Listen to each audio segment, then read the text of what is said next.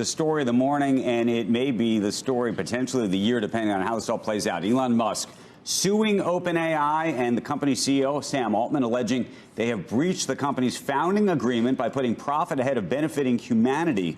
Joining us right now is CNBC technology correspondent Steve Kovach. We've been going through the lawsuit. Wild. It is wild to see. It also is wild because we were talking about what the outcome of this case could be. It's unique in that Elon Musk is one of the few people who actually has standing in some ways to bring a case like this. Right. But then you have to think about what the quote-unquote damages are, if you will, if you're a judge. He is seeking to open up AI or open up OpenAI so that it is effectively truly an open source situation. And to stop Microsoft from using it. And to stop Microsoft from using it. The question is whether a judge would stop that, or a judge would say, we'll give you back your $50 million initially because those are the damages to you personally. But it also means that we could get real discovery in the case about all of the things that have transpired, including and the board, and how OpenAI has operated over these several years. And what Microsoft knows. That's part of what they're pushing for, too. Right. He says that only, in the lawsuit, that only OpenAI knows what's in this ChatGPT-4. And they suspect Microsoft does too. And this is a thing that we've been talking about in AI: open source versus closed source. You have that European company Mistral, who also just raised money from Microsoft. By the way, they're open source. Facebook is open source. You have Google and OpenAI as closed source. You can't tell. One thing that really stuck out to me is part of the case against OpenAI here, the argument that Musk is laying out, is they've achieved what's called artificial general intelligence. AGI is what the acronym is for. They're alleging ChatGPT-4 has already achieved that. If you talk to OpenAI right now, if you talk to the folks at Microsoft right now, they say, no way, we're nowhere close to AGI. So this whole part of this case, or a good chunk of this case, you think rests on that? That's what it sounds like. It says we believe, or something to that effect, like just based on our outside view, they've already achieved this milestone of artificial general intelligence, thereby negating the deal between Microsoft and OpenAI, because their deal says once OpenAI achieves AGI, they can't use it. I read the case differently. I read that, but I don't believe that the whole case rests on that. It doesn't rest, but that's a huge argument. If the case rests on that, there's actually a problem. I think that is a component part. But it's the nonprofit stuff of the case.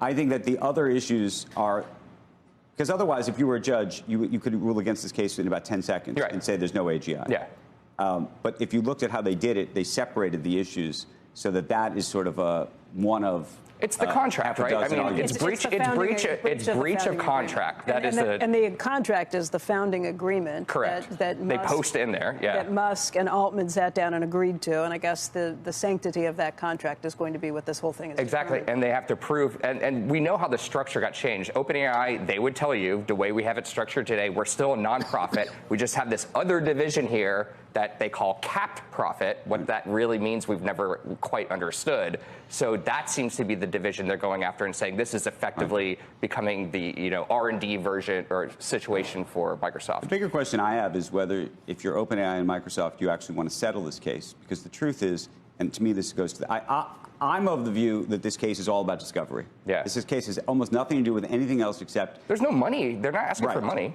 And therefore, if you don't want to participate in the discovery process, just write a check. The question is, what kind of check could you write? And is there a check that you could write? Or does the richest guy in the world want a check? No, I don't think he does. And so then the question is sort of, how does this really play out? And then, let's zoom back a little bit from what's happening in the case. Let's talk about what's happening in Musk's X world, right? He's trying to create XAI, which is a competitor to OpenAI. They have a chatbot called Grok. It's supposed to be unwoke or something.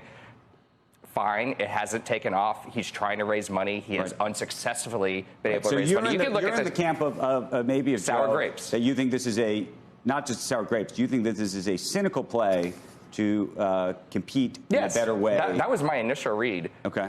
Here I am, Elon Musk, the richest guy in the world, the hottest startup in the world is OpenAI, and I own Twitter. I'm going to take the other side of that bet, which is I think that he fundamentally, at a visceral and personal level, feels philosophically frustrated with what happened in a way that, by the way, may be right, may be wrong. Meaning maybe he shouldn't feel the way he does, but I don't disbelieve that he feels the way he does. I'm sure feelings are great. Do feelings work in a case like this or in court? Maybe he can say I'm mad. In this case, they might actually. Right. And what could he possibly get out of in this discovery? What is he gonna? What advantage does he get out of that, other than maybe nuking a competitor so his platform could get better?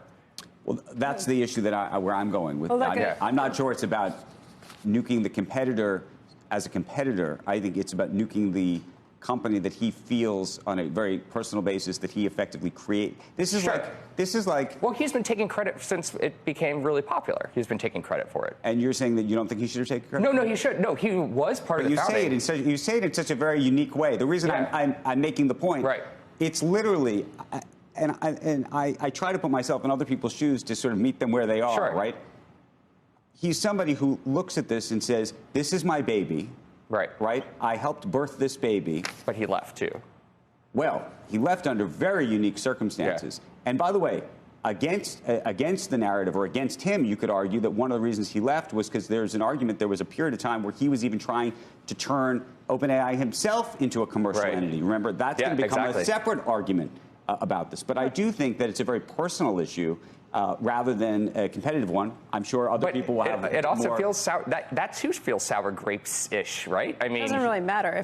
Look, he contributed, according to this complaint, he contributed $44 million to OpenAI between 2016 and September 2020. It's not nothing. No, that's real money. The question comes down to, does the founding agreement stand or not? Yeah.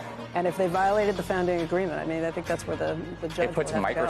So to recap, guys, it's official. Elon Musk is suing OpenAI and Sam Altman.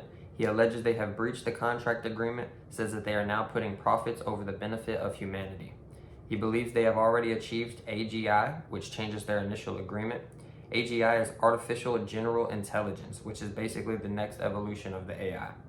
OpenAI says they are not even close to AGI yet, so that's what the case will kind of be over. A judge will have to get in there, figure out who's right, get all in the mess. Elon Musk and OpenAI have a long, entangled relationship. Elon Musk was on the board up until 2018 at OpenAI before he left. Musk claims that he came up with the name OpenAI, and he also invested $50 million into the company. Since then, Elon Musk has created a new AI called XAI. There are two different AIs right now, open source and closed source. Meta is open source, and then we have OpenAI, which is closed source, and Google, which is closed source. So if this does become a case, a judge will get in there, figure out where they're getting all their AI data from, and it could become a big problem. I hope you guys enjoyed the video and learned something. Catch you in the next one.